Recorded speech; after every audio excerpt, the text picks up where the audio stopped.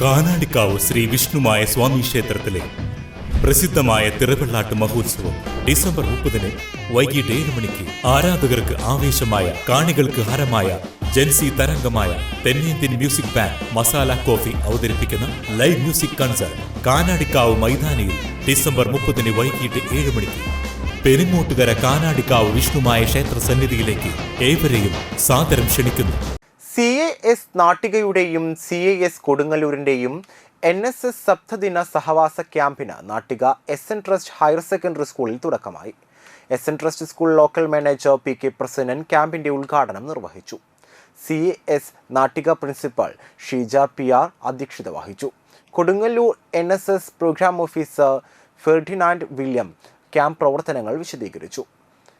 SNTHSS Nattika PTA president PSP Nazeer, CAS Kodungallur academic coordinator doctor Deepachandran, SNTHSS economics വിഭാഗം അധ്യാപകൻ Raghuraman, Nattika NSS programme officer Ramya KK, NSS secretary Aryananda KG എന്നിവർ സംസാരിച്ചു.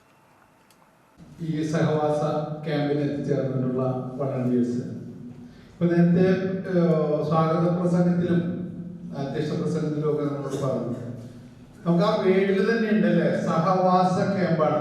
ആ സഹവാസം കൊണ്ട് കിട്ടുന്ന നേട്ടങ്ങൾ, നമ്മളിപ്പോ വ്യത്യസ്ത സാഹചര്യങ്ങളിൽ നിന്ന് വന്നിട്ടുള്ളവരാണ് നമ്മളെല്ലാവരും തന്നെ, അല്ലെ? ആ വ്യത്യസ്ത സാഹചര്യങ്ങളിൽ നിന്ന് വന്ന നമ്മളെല്ലാവരും ഒന്നിച്ച് ജീവിക്കുന്നൊരു അന്തരീക്ഷം ഉണ്ടാവും.